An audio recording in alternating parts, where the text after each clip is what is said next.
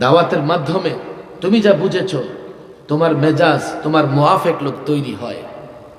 আজকে স্কুল কলেজে পড়ে সেও আমার ভাই, আমার ডাক্তার ইঞ্জিনিয়ার দরকার আছে, আমার উকিল ব্যারিস্টার দরকার আছে। তাকে বুঝাবার জন্য যোগ যোগ চ্যালেঞ্জ মোকাবেলা করতে হবে। আমি তোমাকে যেভাবে বলছি সেভাবে বললে সবাই বুঝবে না। প্রমাণ, দলিল, নুসুসাত, এরপরে যুক্তি। যদিও ইসলাম যুক্তির ধর্ম নয়, কিন্তু ইসলামের প্রত্যেকটা বিষয়ের উপরে এতটা যুক্তি আছে, অন্য কোনো ধর্মে এতটা যুক্তি নাই। যুক্তি বাস্তবতার নিরিখে জাতিকে বুঝাও। এ জাতি তোমরা শান্তিতে নাই, মুসলিমরা শান্তিতে নাই। যতদিন মাদারেসা কওমিয়ার ছাত্ররা এই দায়িত্ব না নিবে, তালিম পূর্ণ নিজেরা করবে, প্রত্যেকটা বিষয়কে প্রাধান্য দেওয়ার মতো, প্রচলিত তন্ত্রে মন্ত্রের বিরুদ্ধে প্রত্যেকটা জিনিসকে প্রাধান্য দেওয়ার মতো যোগ্যতা যতদিন তোমরা অর্জন করতে না পারবে, এই জাতির কাছে পরাজিত হবে, পায়ের নিচ থেকে মাটি সরে যাবে। খেলাফত তো কায়েম করা দূরের কথা, এই সমাজে থাকতে পারবে না। খ্রিস্টান পাদ্রীরা শেষ পর্যন্ত ভ্যাটিকান সিটিতে গেছে, লোকালয়ে থাকতে পারে নাই। আমার তো ভয় হয় আমরা ওই সমাজে থাকতে পারবো না। হারাম বলবো, আজকে 10টা গাঞ্জুটি একসঙ্গে চলে, কাল সে আমাকে সমাজ থেকে বের করে দেবে। কিভাবে আমি সমাজে থাকবো? বলে আমার পিছে যারা নামাজ পড়ে, আমার ওয়াজ যারা শোনে, তারা আমার সঙ্গে না, তারাও আমার সঙ্গে না। তারা দিনের আংশিক দিনে আমার সঙ্গে থাকলেও আমি যখন দিনের সমস্ত বিষয়ের কথা বলবো, তারা আমার সঙ্গে থাকবে না, আমার বিরুদ্ধে স্লোগান দেবে। বক্তাদের একটা ক্যারেক্টার বা চরিত্র হলো সব সময় শ্রোতাকে সন্তুষ্ট করার চিন্তা করে, আর শ্রোতাকে সন্তুষ্ট করার চিন্তা করেই বক্তা নানা রকমের ম্যাজিক দেখানোর চেষ্টা করে। কারণ শ্রোতারা সন্তুষ্ট না হলে তো আর বক্তা থাকা যাবে না, আগামীতে দাওয়াতও আসবে না। যেহেতু এখানে সব মাদ্রাসার ছাত্র, সেহেতু তোমাদের সন্তুষ্টির চিন্তা আমি করব না, তোমাদের কল্যাণকর হয় এমন কিছু কথা বলবো। মন দিয়া শোনার ইচ্ছা আছে তো ইনশাআল্লাহ? আমি যখন আত্মাওহীদদের প্রোগ্রাম রাখি, বলে না মঞ্জুর ইসলাম নাদিম কই, খাইতে গেছে না, একটা শর্ত দিয়ে রাখছিলাম, আব্দুল্লাহ মামুন কই আছে? শর্ত হলো যে শুধু মাহফিল আমি করব না, আমি একটা দাওয়াতি কাজ করি, যদি মাহফিলকে কেন্দ্র করে দাওয়াতি কাজের সুযোগ হয় সেটা করব। এবার এরাদা করছিলাম যে আলামিন সংস্থার বাবুনগর মাদ্রাসা ছাড়া কোনো প্রোগ্রামে যাব না, সারা দেশে ভাগ ভাগ করে প্রোগ্রাম দেব। যাই হোক, আয়োজকরা কথা রাখলে রাখুক, আর না রাখলে নাই। আমার মনে হইতেছে আমি যে বলতে চাই তোমাদের সামনে বললে হয়তো বা কিছুটা তাকরার এবং মুজাকারা হতে পারে, তালিম আর সবক না হোক। সহপাঠীরা তাকরার মুজাকারা করে সবক দিয়ে, তোমাদের সঙ্গে আমি এমন কিছু বিষয় নিয়ে তাকরার করতে চাই। তালিম এবং দাওয়ার যে কাজ আমি করতেছি, মিডিয়াওয়ালাদের আবারও বলি, দেখো তোমাদের একটা বড় স্বভাব হচ্ছে বক্তার জবান থেকে যাই বের হয় সবই ছেড়ে দাও, আর একটু উল্টাপাল্টা যদি বক্তা করে এটা একেবারে বিশাল করে প্রচার করো তোমার মিডিয়ার লাভের জন্য। আমি মিডিয়া অপছন্দ করি না, মিডিয়াওয়ালাদেরকে আমি সবসময় সাদরে গ্রহণ করি, তবে আমি তাম্বিও করি, এমন কোনো আলোচনা, এমন কোনো কথাবার্তা, এডিচোট আচরণ বক্তার ছাড়া যাবে না যেখানে জনগণের কোনো ফায়দা নাই, লাভ নাই, উল্টো আলেম সমাজ সম্পর্কে মানুষের ভিতরে এক ধরনের ঠাট্টা মশকরা, হাসি তামাশা করার জায়গা তৈরি হয়ে যায়। এখানে সব ছাত্র, দেখো আমি ওদেরকে সম্বোধন করে যে কথাগুলো বলবো, এগুলো আবার যখন ইউটিউব ফেসবুকের জানলা দিয়ে বের হবে তো দেখবে হলো সাধারণ মানুষ, তাদের কাছে আবার সেগুলো কি হবে না, মানানসই হবে না। যেই কথাগুলো প্রচার করার দরকার সেগুলো প্রচার হবে এবং এডিটিং করে প্রচার হবে। যেগুলো প্রচার করার মধ্যে দ্বীন, ইসলাম, মানুষের কোনো ফায়দা নাই, সেগুলো প্রচার করা যাবে না। এই শর্তে আমাদের পক্ষ থেকে মিডিয়াগুলোকে অনুমতি দেওয়া হলো, না হলে কোনো অনুমতি নেই। তালিম এবং দাওয়ার একটা বিষয় নিয়ে আমার কাছে মনে হয়েছে, দেখো এই যে এখন যেগুলো বলবো এগুলো জাতির দরকার নেই, এগুলো ছাত্রদের দরকার। মন চাইতেছে সব বন্ধ করে দিই, কিন্তু করব না। যেগুলো দরকার নেই সেগুলো বলবো না। লম্বা সময় আমি সরকারি মেহমান ছিলাম, তোমাদের নিয়ে, দেশ নিয়ে, জাতি নিয়ে অনেক চিন্তা করছি। যদিও এই সব বিষয় নিয়ে চিন্তা করার অথরিটি, ক্ষমতা আমাকে কেউ দেয় নাই। আমি নিজের ব্যথার জায়গা থেকেই নিয়ে বাংলাদেশের নানা বিষয় নিয়ে, এমন শতাধিক বিষয় নিয়ে আমি চিন্তা করছি। ও আলহামদুলিল্লাহ প্রত্যেকটা বিষয়ে চিন্তা করে আমি একটা সমাধানে পৌঁছতে সক্ষম হয়েছি। এর মধ্যে বড় বড় একটা চিন্তার জায়গা ছিল যে বাংলাদেশে দিন দিন যারা ইসলাম মানে, ইসলাম চায়, ইসলাম সামাজিক রাষ্ট্রীয়ভাবে প্রতিষ্ঠা করতে চায়, কেন তারা দিন দিন দুর্বল হয়ে যাচ্ছে? কেন তাদের পায়ের নিচ থেকে মাটি সরে যাচ্ছে? অথচ 90% মুসলমান। এদেশে আমি ইসলামের পক্ষে যখন কোনো কথা বলবো, স্বভাবতই বিষয়টা এমন ছিল আমি বাহবা পাবো। কেননা ইসলামের পক্ষে কোনো কথা বলা মানে 90% মুসলমানের পক্ষে কথা বলা। কিন্তু সেই দেশে আমি যখন ইসলামের পক্ষে কথা বলি, কারাগারে কেন থাকতে হবে? আমি তো রাজ সিংহাসনে থাকবো। বুঝবার চেষ্টা করো তাহলে কেন তুমি 50 বছর পরে কোরআন সুন্নাহর বিধিবিধান বাস্তবায়ন করবা, তো প্রতিদিন একটু একটু অগ্রসর হওয়া লাগবে। 2 বছরে তুমি 20 তলা বিল্ডিং বানাবা, তো প্রত্যেক দিন একটা একটা ইট লাগানো লাগবে। বরং ইট যা লাগিয়েছো তা খুলে পড়ে যাচ্ছে, তুমি চিল্লাচ্ছ যে তুমি কি করবা, খেলাফত প্রতিষ্ঠা করবা। অবাস্তব। কেন 90% মুসলমানের দেশেও আমরা এখন আর স্বপ্ন দেখতে পারি না যে কোরআন সুন্নাহ প্রতিষ্ঠিত হবে? কেন না? বাস্তবতা আমাকে স্বপ্ন দেখতে দেয় না। যারা বাস্তবতা বিবর্জিত তারা স্বপ্ন দেখে। আমি এই জন্যই স্বপ্ন দেখতে পারি না 50 বছর 25 বছর পরে আমি যে একটা খেলাফত ব্যবস্থা, ইসলামিক আইন ব্যবস্থা, কোরআন ব্যবস্থায় চালু করব, আমার অগ্রগতিটা কতটুকু? প্লাস হচ্ছে না মাইনাস হচ্ছে? মাদ্রাসার ছাত্র সংখ্যা বাড়ছে, কিন্তু স্কুল কলেজের ছাত্র সংখ্যা গণিতিক হারে বাড়তেছে। মাদ্রাসার সংখ্যা বাড়তেছে, জেনারেল শিক্ষায় শিক্ষিত লোকেরা সাধারণ প্রতিষ্ঠানের সংখ্যাও বাড়াচ্ছে। আমাদের ত্রুটিটা কোথায়? আমাদের দুর্বলতা কোথায়? কেন আমরা দিন দিন পিছিয়ে পড়তেছি?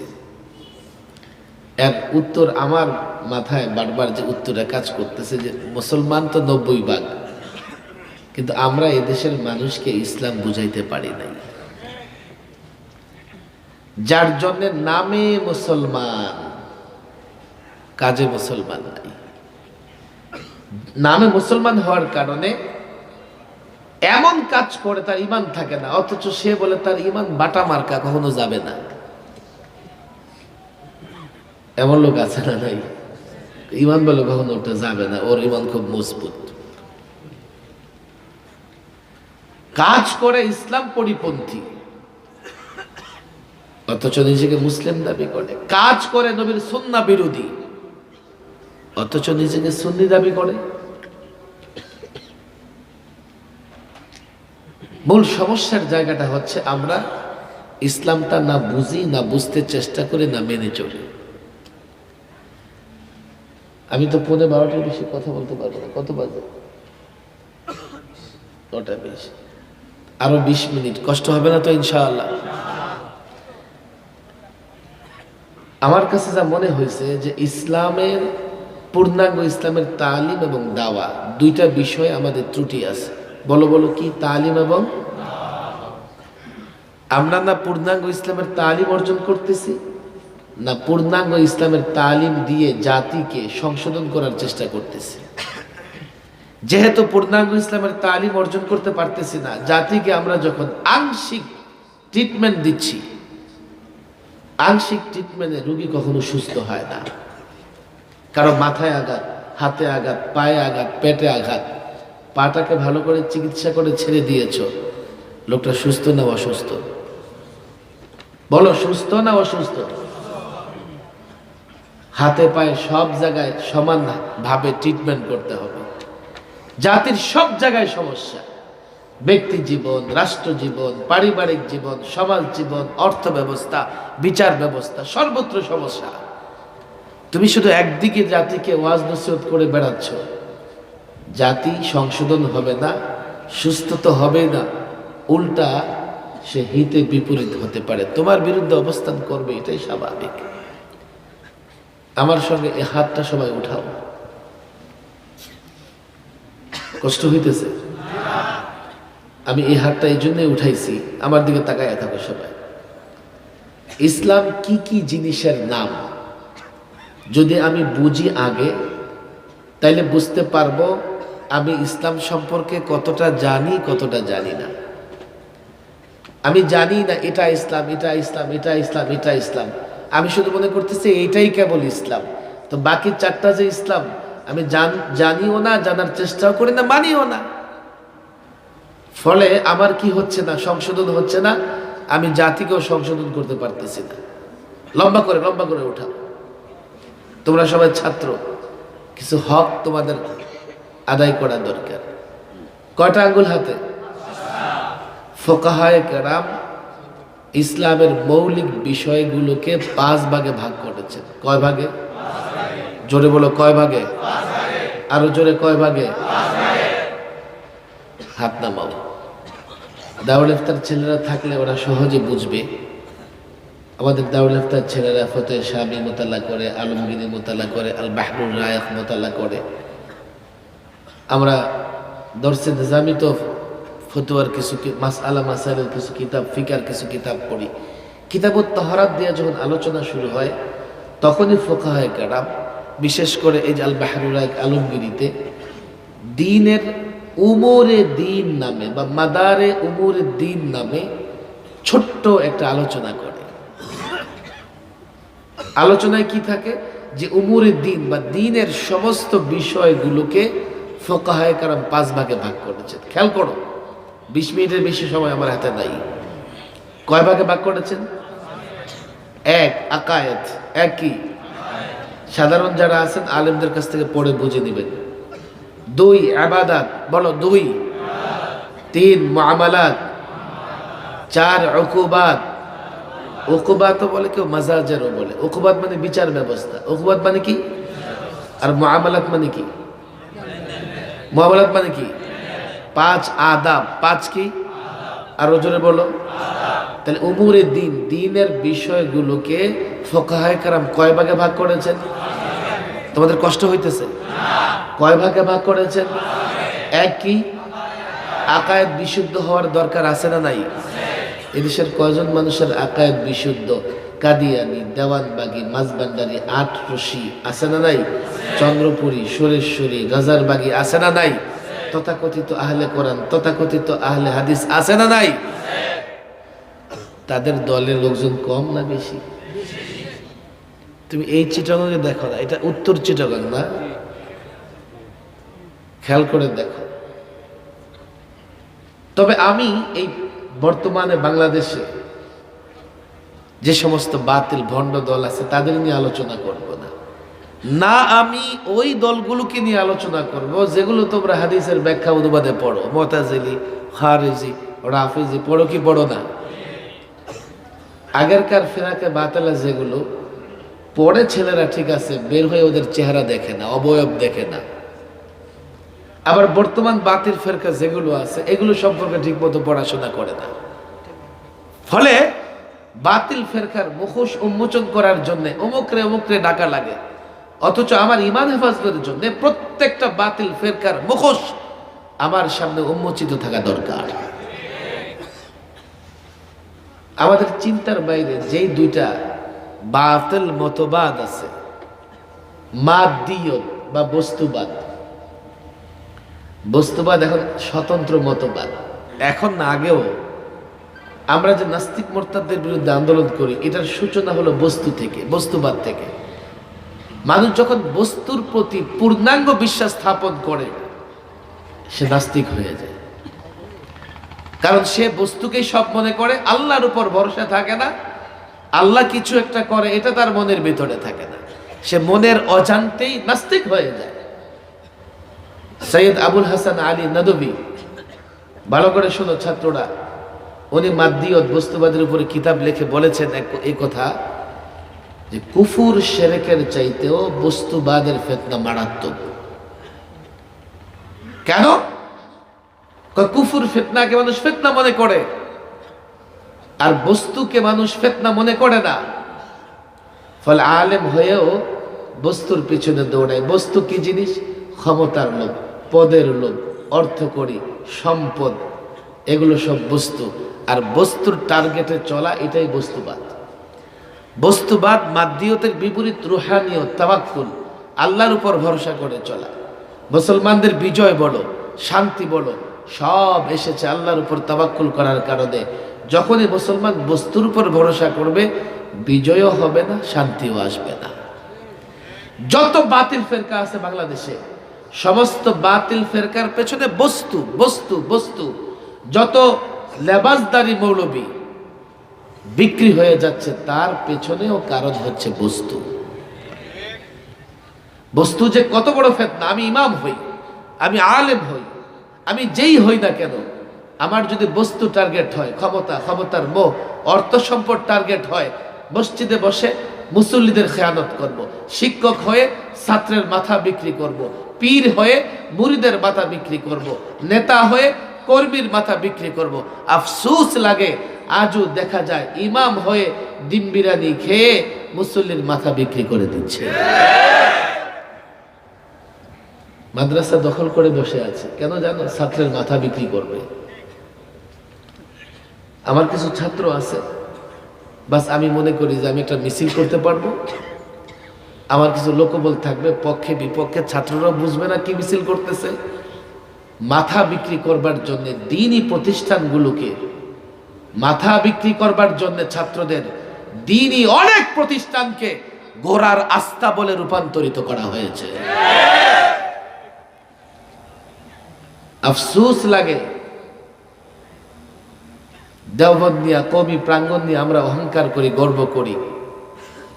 এখন বলতে বাধ্য হচ্ছে, দীর্ঘদিন ধরে এই প্রজন্মের বা এই ধাপ চলতে চলতে, দেখো লম্বা সময় যদি বোতলের মধ্যে তেল থাকে তো নিচে খাদ জমা হয়, খাদ। তেল খারি করে খাদ পরিষ্কার করা লাগে, না হলে এই বোতলের তেল একটা সময় কোনো কাজে লাগে না। আমার মনে হয় মাঝে মধ্যে এমন আবর্জনা জমা হয়ে গেছে। আফসোস, কওমি অঙ্গনেও কিছু আবর্জনা জমা হয়ে গেছে। শুধুমাত্র বস্তুবাদ, বস্তুকে টার্গেট করে সব, বস্তুকে টার্গেট করে বস্তুবাদ তাকে নাস্তিকতা পর্যন্ত পৌঁছায় দেয়। এটা এখন একটা মতবাদ, এখন একটা ফিরকা। বুঝার চেষ্টা করো, এই বস্তুবাদ থেকে তুমি, আমি, নেতা, নেত্রী, কেউ যদি বাঁচতে না পারে, আর যাই হোক, জাতির কল্যাণ, ইসলামের কল্যাণ করতে পারবে না। 2 নম্বর আরেকটা মতবাদ, এটা আমরা জানি কিছুটা, কিন্তু তাকরারে নাই, আলোচনা নাই, সেকুলারিজম। আমি ছাত্রদের বলবো, তোমরা সেকুলারিজম নিয়ে পড়াশোনা করো। এই যে প্রশাসন থেকে নানান কিছু হইতেছে, কিশোরগঞ্জের 6ষ্ঠ শ্রেণীর বইয়ের ভেতরে দেবদেবীর মূর্তি।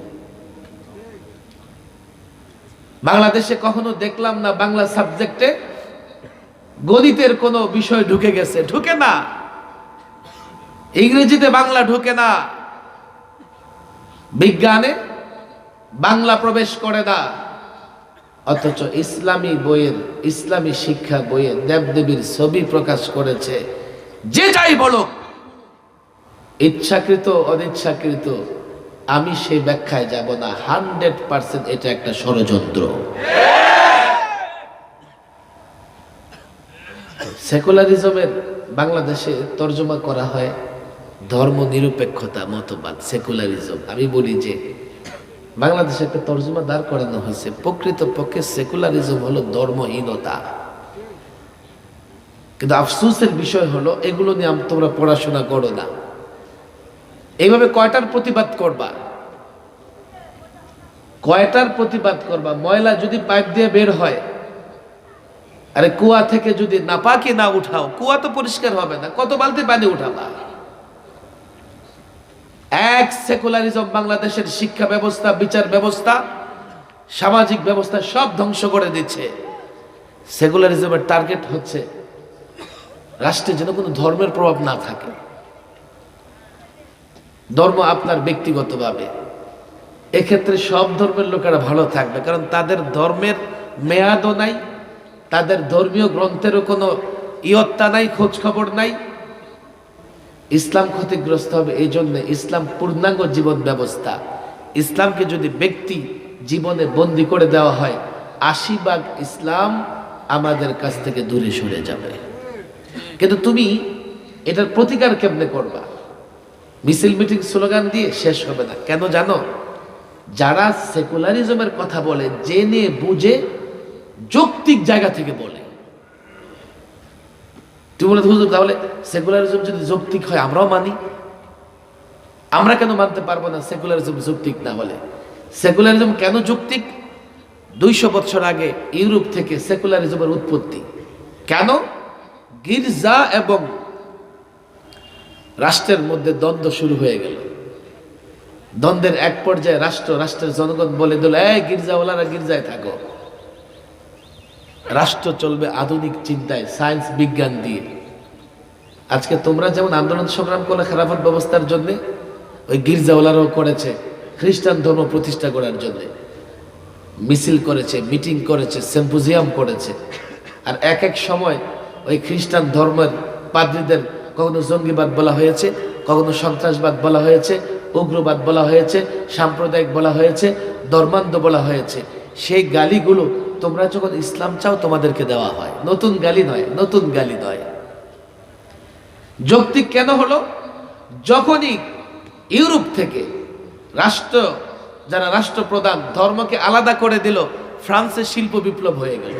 গোটা ইউরোপ জুড়ে শিল্প বিপ্লবের প্রভাব পড়লো। গোটা ইউরোপে ধাপ ধাপ একেবারে উন্নতি, অগ্রগতি দ্রুত বেগে চলতে লাগলো। লোকেরা বলল, হ্যাঁ, এতদিন ধর্মের কারণেই আমাদের কি হয় নাই, উন্নতি হয় নাই, ধর্মই বাধা। যাও, ধর্ম জায়গা মতো থাকো। আর কিছুটা না, সত্যিকার অর্থে তাদের ধর্মগুলো তাদের রাষ্ট্রের উন্নতির জন্য বাধা ছিল। কিভাবে? ওই খ্রিস্টান পাদ্রীরা যারা, তারা নিজের স্বার্থে এইভাবে ধর্মগুলোকে ব্যবহার করতেছিল, জাতি বা জনগণের স্বার্থে কোনো কিছু না। বিজ্ঞানের এতটা বিরোধিতা করতেছিল, বিজ্ঞানের নানা বিজ্ঞানীকে, আবিষ্কারককে তারা হত্যা পর্যন্ত করে ফেলেছে। এবং তারা মেয়াদ উত্তীর্ণ ঔষধ দিয়া রাষ্ট্রের সমস্যাগুলোর সমাধান করার চেষ্টা করছে। তাওরাত বলো, জাবুর বলো, ইনজিল বলো। তাওরাত মানে বাইবেল, এগুলোর মেয়াদ শেষ হয়ে গেছে কমপক্ষে ১৫০০ বছর আগে। আর ২০০-২৫০ বছর আগ পর্যন্ত তারা মেয়াদ উত্তীর্ণ ওই কিতাবাদি দিয়ে যখন জাতির সমস্যাগুলোর সমাধান করতে চেয়েছে, এক তো তাদের কাছে সমাধান নাই, দ্বিতীয়ত তারা ব্যক্তির স্বার্থে তাওরাত, জাবুর, ইনজিলকে ব্যবহার করেছে। ফলে জাতি তাদেরকে প্রত্যাখ্যান করেছে। এটা যৌক্তিক ছিল। জাতি যখন তাদেরকে প্রত্যাখ্যান করেছে, জাতির ভাগ্য পরিবর্তন হয়েছে, তাদের উন্নতি হয়েছে। আমাকে বলো, তাদের মেয়াদ উত্তীর্ণ ধর্ম আর ইসলাম লেটেস্ট ধর্ম, কিয়ামত পর্যন্ত ধর্ম কোনোদিন এক হতে পারে? আমাদের দেশের অফিসাররা পড়াশোনা করে আসে বিলেত থেকে, লন্ডন, আমেরিকা থেকে। তারা এখানে এসেও সেই থিওরি অ্যাপ্লাই করে যে ধর্ম থাকলে রাষ্ট্রের উন্নতি হবে না। সে খাতা কলমে পড়াশোনা করে দেখে আসছে। তুমি ওয়াজ করবা, সে তো মনে করে মৌলবীরা কিছুই বোঝে না, তোমার ওয়াজ সে কেন শুনবে? সে খাতা কলমে প্র্যাকটিক্যাল দেখে আসছে। তো তুমি যখন এদেশে ধর্মের কথা বলো, সে তোমাকে ব্যক্তিগতভাবে সম্মান করলেও ধর্মের কোনো বিষয় রাষ্ট্রীয় বা সামাজিকভাবে প্রতিষ্ঠা করতে চাইলে তার মেধা, তার মস্তিষ্ক তোমাকে সমর্থন করবে না। আমি যা বললাম যে না, অন্য ধর্মের মতো ইসলাম না, আমি বললেই তো হবে না, তাকে তো বুঝাইতে হবে যে আমার ইসলাম ন্যায়ের ধর্ম, ইনসাফের ধর্ম, সুশাসনের ধর্ম, সুষম অর্থ ব্যবস্থার ধর্ম। ইসলামের স্বরাষ্ট্রনীতি, পররাষ্ট্রনীতি, ব্যক্তিনীতি, সমাজ ব্যবস্থা সব আছে, শুধু আছে এমন নয়, ইউনিক আছে, অনুপম আছে। তুমি একদিকে তোমার তন্ত্র মন্ত্র রাখো, আরেক দিকে ইসলাম রাখো। তুমি এক একটা তন্ত্র মন্ত্র দিয়ে প্রচলিত ব্যক্তি থেকে রাষ্ট্র প্রত্যেকটা সমস্যার সমাধান দাও, আমি ইসলাম থেকে দেব। আল্লাহর কসম, ইসলাম প্রত্যেকটা সমস্যার এমন সমাধান দেবে, তখন প্রচলিত তন্ত্র মন্ত্র তাদের নীতিমালাগুলো আবর্জনা মনে হবে। কিন্তু তোমরা কি সেই চ্যালেঞ্জের জন্য প্রস্তুত আছো? প্রস্তুত নাই। ইসলামটাই তো আমাদের সামনে স্পষ্ট না। আকীদা নিয়ে আমরা লড়াই করি, মারামারি করি। তুমি কি জানো তাদের কাছে আকীদার বিষয়ের কোনো গুরুত্ব নাই, যার জন্য আল্লাহ আল্লাহর রসুলকে নিয়ে কটাক্ষ করলেও তাদের গায়ে লাগে না। তাদের কাছে বিশ্বাসের কোনো মূল্য নাই। তারা বস্তুবাদী, তারা মনে করে তারা বাস্তববাদী। তুমি যদি জাতিকে যে আকীদা, বিশুদ্ধ আকীদারও মূল্য আছে, এটা যুক্তির নিরিখে, বাস্তবতার নিরিখে না বুঝাতে পারো, তুমি একাই মাঠে চিল্লাচিল্লি করবে, জাতি তোমার সঙ্গ দিবে না। তুমি আকীদা বিনষ্টের জন্য ১৫০০ বছর আগে বাতিল ফিরকাকে মোতালা করতেছো। বর্তমান বাতিল ফিরকা এবং সমস্ত বাতিল ফিরকার মূল বস্তুবাদ এবং বাতিল রাজনীতির মূল সেকুলারিজম, এর ক্ষতিকর অবস্থা জাতির সামনে তুলে ধরতে না পারলে জাতি তোমার সঙ্গ দিবে না। তোমরা ছাত্র বুঝবার চেষ্টা, আকীদায় ঝামেলা, এবাদতে ঝামেলা। আমরা তো নামাজ পড়ি, বাংলাদেশের মানুষ 2 ভাগ নামাজ পড়ে না, অথচ কোরআনে নামাজ কায়েমের কথা আসছে। কায়েম কেমনে করে হুজুর? নামাজ কায়েম, 4 ইমামের মতামত হচ্ছে তারকে সলাত, নামাজ যে ছাড়বে তাকে শাস্তি দিতে হবে। যতক্ষণ পর্যন্ত তারেকে সলাতের শাস্তি নিশ্চিত না হয়, নামাজ কায়েম হবে না। নামাজ ইবাদত 5 প্রকার: নামাজ, রোজা, হজ, যাকাত, জিহাদ। নামাজ, রোজা, হজ, যাকাত, তুমি এক একটা নিয়ে গবেষণা করো। হজ আনুষ্ঠানিকতা, হজের এখন আর মাকসাদ যে আমিরুল মুমিনিন, আমিরুল শরিয়া বা আমিরুল মুসলিমিন মুসলমানদের দিক নির্দেশনা দেবেন 1 বছরের জন্য, মুসলমানদের নিরাপত্তার জন্য, মুসলমান রাষ্ট্রের নিরাপত্তার জন্য, একটা মুসলমান বাচ্চার নিরাপত্তার জন্য ওই আরাফার ময়দান থেকে একজন আমির গোটা মুসলিম উম্মাহকে ডাক দেবে। হজের মধ্যে সেটা নাই। আনুষ্ঠানিকতা, হ্যাঁ, ফরজ আদায় হয়ে যায়, আছে আনুষ্ঠানিকতা। রোজা ব্যক্তিগত আমল। যাকাত ইসলামী অর্থ ব্যবস্থার মৌলিক বিষয় হলো যাকাতকে ভ্যানিশ করা হচ্ছে। তার মানিঈন যাকাতের বিরুদ্ধে হযরত আবু বকর জিহাদ ঘোষণা করলেও যাকাতের আলোচনা সেই অর্থনৈতিকভাবে নাই, ভিক্ষা হিসেবে যাকাতের আবেদন আছে। অথচ যাকাত ব্যবস্থা অর্থনীতির একটা মৌলিক ব্যবস্থা। যাকাত তো নাই। যাকাতের এগেইনস্টে ভ্যাট, কর, ট্যাক্স, কাস্টম এগুলোকে প্রতিষ্ঠা করা হয়েছে। তাহলে তোমার এই যাকাত ব্যবস্থা কতটা আছে? হ্যাঁ, হজ তো এটা বাংলাদেশের বিমানের সারা বছর যা বেঈমানি করে, ওই হজের যারা হাজি তাদের পকেট কেটে সেই বেঈমানি দূর করার চেষ্টা করে। সারা বছর দুর্নীতি করে, যত ধরনের ঝামেলা হয় দুর্নীতি করে। 70 হাজার টাকার বিমান ভাড়া হজ আসলে 2 লাখ টাকা হয়ে যায়। জিহাদ 2 দল, এক দল আছে জিহাদকে অস্বীকার করে কাফের হয়ে মুরতাদ হয়ে যাইতেছে, আবার আরেক দল পশ্চিমাদের তৈরি করা মেকি কিছু জেহাদি সংগঠন আছে যারা জিহাদের নামে প্রকৃত জিহাদের পথকে বন্ধ করবার জন্য সন্ত্রাস এবং জঙ্গিবাদের আশ্রয় নিচ্ছে। এটা নিয়ে লম্বা ব্যাখ্যা করার সুযোগ আমার এখন নাই। আমি জিহাদের শব্দ উচ্চারণ করি, তবে জিহাদ মানে যুদ্ধ। যুদ্ধ অবৈধ না। যুদ্ধ যদি অবৈধ হয় তো পৃথিবীর সব রাষ্ট্রগুলো অস্ত্র কেন বানায়, অস্ত্র কেন কিনে, সেনাবাহিনী কেন পালে? জিহাদ তো বৈধ, যুদ্ধ তো বৈধ। তো বলবে হুজুর যুদ্ধ বৈধ হইলে জিহাদ কেন বলেন? আপনারা যুদ্ধ বলেন, আমরাও যুদ্ধ বলি, তাহলে জঙ্গি হবেন না? তাহলে সন্ত্রাস হবেন না? না, তোমরা যুদ্ধ বলো, আমি ইসলামী পরিভাষা জিহাদ বলি। আমি বলবো, কেন বলবো জানো? তোমার যুদ্ধ ইসলামের যুদ্ধ এক নয়। সাম্রাজ্যবাদী শক্তিগুলো দেখো লড়াই করতেছে, আমেরিকা লড়াই করতেছে, গোটা দুনিয়ায় 50 ঊর্ধ্ব দেশে আমেরিকা যুদ্ধ করতেছে, রাশিয়া লড়াই করতেছে ইউক্রেনের সঙ্গে, দিল্লি লড়াই করতেছে, চায়না লড়াই করতেছে তাইওয়ানের সঙ্গে, নানা দেশে লড়াই হচ্ছে, যুদ্ধ হচ্ছে। এগুলো জিহাদ না। কেন জানো?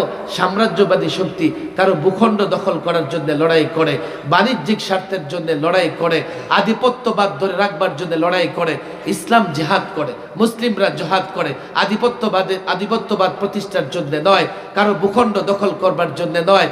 তারা যখন লড়াই করে, যুদ্ধ করে, নারীর অধিকার নষ্ট করে, শিশু হত্যা করে, নারীকে ভোগ করে, ইসলামের জিহাদ আল্লাহর কসম এর জন্য নয় নারীকে ভোগ করবে, বরং ইসলামের জিহাদ হচ্ছে নারী অধিকারের জন্য, শিশুর অধিকারের জন্য। ইসলামের জিহাদ হচ্ছে রাষ্ট্রের নিরাপত্তার জন্য, মুসলিম রাষ্ট্রের নিরাপত্তার জন্য, মুসলিম মা বোনদের ইজ্জত রক্ষা করবার জন্য। সুতরাং ইসলামের জিহাদ আর প্রচলিত যুদ্ধ কোনোদিন এক হতে পারে না। কিন্তু জিহাদের নামে পশ্চিমাদের, আমি প্রায় বলি আইএস এখন জাতির সামনে স্পষ্ট। পশ্চিমারা প্রকৃত পথ বন্ধ করবার জন্য মেয়েকে অনেক লোক তৈরি করে দিয়েছে। সতর্ক থাকতে হবে কওমি আলেমদের, কওমি ছাত্রদের সতর্ক থাকতে হবে। সব কথা আমি তোমাদের বলার মতো সময় নাই, নিজেরা চিন্তা করো, চিন্তা করে সিদ্ধান্ত দাও। আকায়াত গেল, ইবাদত গেল, আকায়াত গেল। আমাদের আকায়াতে ত্রুটি আছে না নাই? ইবাদতে ত্রুটি নাই, আরে আছে না নাই? কষ্ট হইতেছে। 3 নাম্বার মুআমালাত, মুআমালাতে ত্রুটি আছে না নাই? মুআমালাত কি জিনিস? যেমন ক্রয় বিক্রয়, মুআমালাত কি না? লেনদেন, বিবাহ শাদী, ঝগড়াঝাটি, আমানত, তেজ্য সম্পত্তির বন্টন। মুআমালাত 5 প্রকার। তুমি মুআমালাত ধরো, বাংলাদেশের মুআমালাতের মূল হচ্ছে ক্রয় বিক্রয়। বাংলাদেশের ক্রয় বিক্রয় ব্যবসা বাণিজ্যের মূল হচ্ছে সুদী লেনদেন।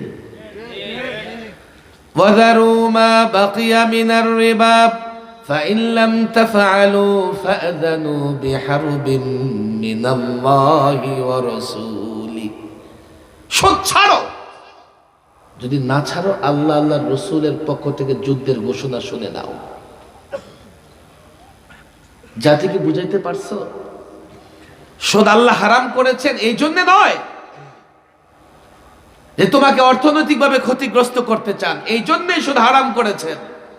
সুদী ব্যবস্থা নিরীহ মানুষের রক্ত চুষে চুষে খেয়ে শেষ করে ফেলে। 4 নাম্বার উকুবাত, বিচার ব্যবস্থা। ইসলামে বিচার ব্যবস্থা আছে না নাই? শুধু বিচার ব্যবস্থা আছে এমন নয়, ন্যায় সঙ্গত বিচার ব্যবস্থা।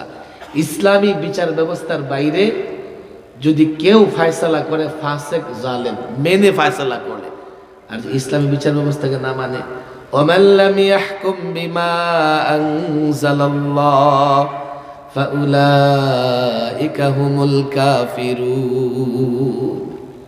আল্লাহর বিধান অনুযায়ী ফায়সালা করবা না, কাফের। হুজুর আমি কি আর ফায়সালা করি? আমি কাফের হব না। ফালা ওয়া রাব্বিক লা ইউমিনুনা হাত্তা ইউহাক্কিমুকা ফীমা শাজারা বাইনাহুম। ফালা ওয়া রাব্বিক, আপনার রবের কসম, লা ইউমিনুন, মুমিন হতে পারবে না যতক্ষণ আপনি রাসূলকে বিচারক না বানায়। হযরত ওমর মুনাফিকের গর্দান উড়াইয়া দিছে, তোমাদের গর্দানের কি হবে? একদিকে প্রচলিত বিচার ব্যবস্থা রাখো, আল্লাহর কসম পৃথিবীর কোন বিচারক থাকলে নিয়ে আসো, উকিল থাকলে নিয়ে আসো। আমি সবার যোগ্যতা, সবার পণ্ডিত আমি দেখেছি টেলিভিশন টক শোতে, নিয়ে আসো। একদিকে প্রচলিত বিচার ব্যবস্থা রাখো। জুলুম জুলুম জুলুম। তুই মুক্তি চাইলেই, একজনের মুক্তি হইলে জাতি মুক্তি এই জুলুম থেকে পাবে না যতক্ষণ না এই বিচার ব্যবস্থার মূলোৎপাটন করে কোরআন সুন্নাহর বিচার ব্যবস্থা প্রতিষ্ঠিত না হয়। জাতি কেন তো কোরআন সুন্নাহর বিচার ব্যবস্থা প্রতিষ্ঠিত করবে? জাতির এক একজনকে ধরে ধরে বুঝাইতে হবে, দেখো এটা ইসলামের বিচার ব্যবস্থা, কতটা সুষম, কতটা ন্যায়, কতটা ইনসাফের, অপরাধীর উপরে কতটা ইনসাফ করে, দেখো দেখো ভিকটিমের উপর কতটা ইনসাফ করে। এক একটা বিষয় দেখো। আল্লাহ বিচার ব্যবস্থা দিয়েছেন, রাসূল যে আইনে বিচার করেছেন, তুমি মুসলিম হয়ে কেন সেই বিচার ব্যবস্থা মানতে রাজি না? জাতিকে বুঝাইতে পারো নাই। তন্ত্র মন্ত্রের মোকাবেলায় ইসলামের এক একটা বিষয়কে প্রতিষ্ঠিত করতে পারো নাই। তাকরার নাই, মুজাকারাও নাই, আলোচনাই নাই। দ্বীনের এত বড় গুরুত্বপূর্ণ বিষয়গুলো এখন আমাদের মধ্যে আলোচনা নাই। 5 আদাব বা এহসান বা তাসাউফ বা আখলাক বলতে পারো, আখলাক মানে চরিত্র। চরিত্র দুই প্রকার, সৎ চরিত্র, অসৎ চরিত্র। চরিত্র দেখা যায় না, এগুলোকে বাতিনি বিষয় বলে। অসৎ চরিত্রগুলোকে বাতিনি আমরাজ বলে। মানুষের বিতর্কত কিছু বিষয় আছে, কিছু বিষয় আছে ফরজ অর্জন করতে হবে, যেগুলো দিয়ে নিজের অন্তরকে মুজাইয়ান করতে হবে। আবার কিছু বিষয় হারাম, মৃত জানোয়ারের চাইতে বড় হারাম। আখলাকে হাসানা এগুলো আমাদের জন্য অর্জন করা ফরজ, অনেকগুলোই ফরজ। যেমন কি যেমন কি যেমন কি তাওয়াক্কুল, সবর, ইখলাস, সিদক, ভালো করে দেখো, শুকর, এগুলা দিয়ে অন্তরকে মোজায়ান করতে হবে। কিছু বিষয় মৃত জানোয়ারের চাইতে হারাম। তাকাব্বুর, হাসাদ, বগজ, কিনা, আমার দিকে তাকাও, আমার দিকে তাকাও, দেখো এগুলো অন্তর থেকে বের করে দিতে হবে, বের করে দিতে হবে। নেতার আকীদা ঠিক আছে, ইবাদত ঠিক আছে, মুআমালাত ঠিক আছে, বিচার ব্যবস্থা সম্পর্কে ধারণা আছে, কিন্তু আখলাক একটু সমস্যা। সমস্যা কি? সিদক নাই। সমস্যা কি? ইখলাস নাই। সমস্যা কি? এখানে আছে কিবির এবং রিয়া। সে যত বড় নেতাই হোক না কেন, জাতির নেতৃত্ব দিলে জাতিকে সামনে নিয়ে যেতে পারবে না, বরং একটা সময় গিয়ে জাতিকে সঙ্গে নিয়ে ডাস্টবিনে নিক্ষিপ্ত হবে।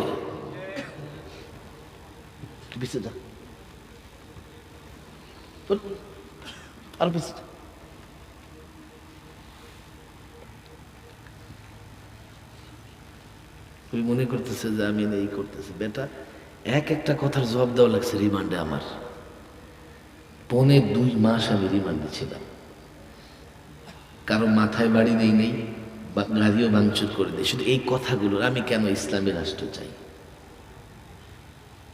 আমি কেন ইসলামী অর্থনীতি চাই, আমি কেন ইসলামী সমাজ ব্যবস্থা চাই। আমি বলছি যে অপরাধ আমার, আমি আপনার আগে বুঝাইতে পারি নাই। আমার দরকার ছিল কলেজে কলেজে গিয়া ছাত্রদের পায়ে ধরে বুঝানো, তুমি মুসলিম, আমার কথাগুলো শোনো। ব্যবসায়ীর পায়ে ধরে বুঝানো, ব্যবসা করো, করো ভাই, আমার কথাটা শোনো, ইসলাম মেনে ব্যবসা করো, দুনিয়াতেও ধনী হবা, আখিরাতেও মুক্তি পাবা। রাজনীতিবিদের পায়ে ধরে বুঝানোর দরকার ছিল, তুমি রাজনীতি করো। কে বলেছে ইসলামে রাজনীতি নাই? আল্লাহর নবী মদিনায় ইসলামী রাষ্ট্র ব্যবস্থা কায়েম করেছেন। কে বলেছে ইসলামে জিহাদ নাই? তুমি কেন জিহাদকে জঙ্গিবাদ, সন্ত্রাসবাদের সঙ্গে তুলনা করো? রসুলকে মহাব্বত করো না? রসুল 27টা যুদ্ধে শরিক হয় নাই? সাহাবায়ে কেরাম জিহাদে শরিক হয় নাই? হ্যাঁ, জিহাদের নামে কেউ সন্ত্রাস করলে সে দায়িত্ব আমি কেন নেব? গণতন্ত্রের নামে কেউ স্বৈরাচার হলে সেই দায়িত্ব তুমি নিবা? গণতন্ত্রের নামে কেউ দুর্নীতিবাজ হলে সেই দায়িত্ব তুমি নিবা? তুমি তো সেই দায়িত্ব নিবা না। জিহাদের নামে কেউ জঙ্গিবাদ করলে সেই দায়িত্ব সে নেবে। আমি তো প্রকৃত জিহাদের কথা ছাড়তে পারবো না। এক একটা কথার জবাব দিতে হয়েছে। আমি রাজনীতিবিদকে বুঝাতে পারি নাই, আমি যুবকরে বুঝাইতে পারি নাই। রাজনীতি করো, পশ্চিমাদের তন্ত্র মন্ত্র মেনে রাজনীতি করলে প্রত্যক্ষভাবে পরোক্ষভাবে তাদের গোলামে পরিণত হবে। তাদের ইশারা ছাড়া রাষ্ট্র চালাতে পারবে না, তাদের পদলেহন ছাড়া রাষ্ট্র চালাতে পারবে না। ইসলাম মেনে রাজনীতি করো, ইসলাম মেনে রাষ্ট্র চালাও। আল্লাহর কসম, ইতিহাস দেখো, পূর্বপুরুষদের ইতিহাস দেখো, মুসলিমদের সোনালী অতীত দেখো। দেখো না 1 বছর, 10 বছর, 50 বছর, 500 বছর না, কোরআন মেনে, সুন্নাহ মেনে, ইসলাম মেনে মুসলিম শাসকরা 1000 বছর গোটা দুনিয়া শাসন করেছে। কে বলেছে তুমি রাজনীতি করতে পারবে না? দুটা জিনিসের অভাব, তালিমের দুর্বলতা, দাওয়া নাই। অথচ তালিম, দাওয়া দুনিয়ার সব কাজের ভিত্তি। যার তালিমে ত্রুটি তার সব কাজের ত্রুটি, যার দাওয়ায় ত্রুটি তার সব কাজ অসম্পূর্ণ থাকবে।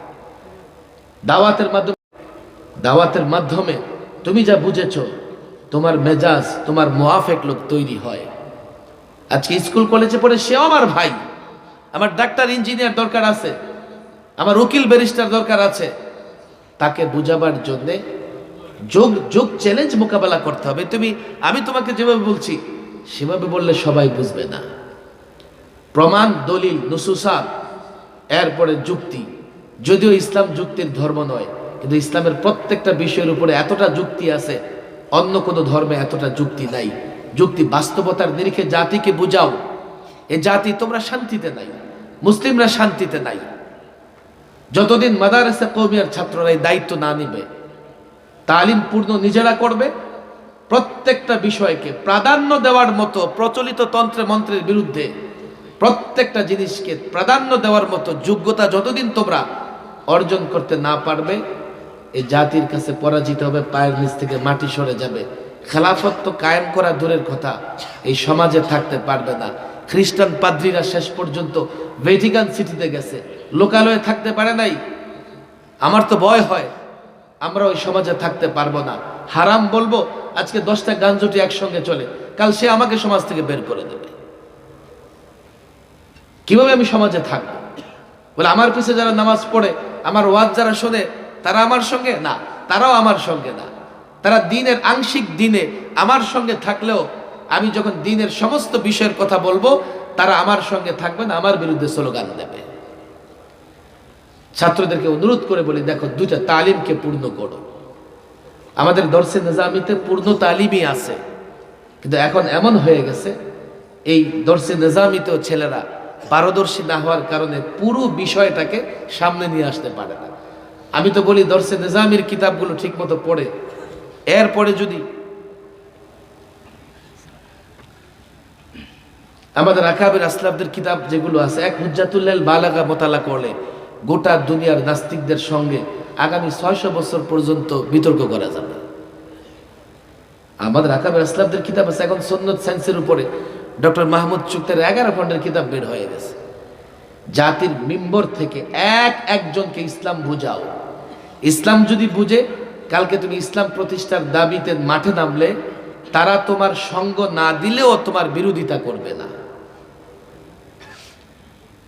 আমি জানি না কতটুকু বুঝাইতে পারছি। আমাদের তালিম দেওয়া পূর্ণ হওয়ার দরকার আছে না নাই? আমি তোমাদেরকে এই তালিম দিলাম, এটা আমাদের জন্য সহজ। তোমরা আমাকে মহব্বত করো, আমি তোমাদের মহব্বত করি। স্কুল কলেজের ছেলেরা এইভাবে তালিম শুনবে না। তাদেরকে কোরআন সুন্নাহ বাস্তবতার নিরিখে যুক্তি, তবে তারা যদি একবার বুঝে তুমি যতটা ইসলামের উপর অবিচল অটল আছো তার চেয়ে বেশি থাকবে। আরেকটা ময়দান নাস্তিক মোরতাদ, তাদের সঙ্গে আমি টেলিভিশনে বিতর্ক করি, তাদের হেদায়েতের আশা কম, তবে তাদেরকে বিতর্কে পরাজিত করতে পারলে তারা মিথ্যা বলে ধোঁকা দিয়ে জাতির সাধারণ মানুষের ঈমান নষ্ট করতে পারবে না। এখানে যারা ছাত্র, বড় ছাত্র আছো, তোমাদের হাত আমি এই জন্যই উঠাইছি, তালিম দেওয়া, সামাজিক ভিত্তি তৈরি করো, না হলে এই সমাজে কিন্তু থাকতে পারবে না। আল্লাহ তাবারক ওয়া তাআলা এই চারিয়া এখানে তোমরা যারা আসছো, আল্লাহ তাবার প্রত্যেককে দ্বীনের জন্য কবুল আর মঞ্জুর করে নিন। অনেক রাত হয়ে গেছে, আমি মনে হয় যে আমি সময় ওভার করে ফেলছি। তোমাদের দোয়া চাই, এবং অন্তত দ্বীনের ভিত্তি যে জিনিসের উপরে তালিম দেওয়ায় যদি কোনো কাজ আমি করি, তোমাদের সহযোগিতা চাই। এবং এই তালিম দেওয়ার কাজ, এটা দর্শে নাজাবের সম্পূরক, আলাদা কিছু না, আলাদা কোনো বিষয় না। আল্লাহ তাআলা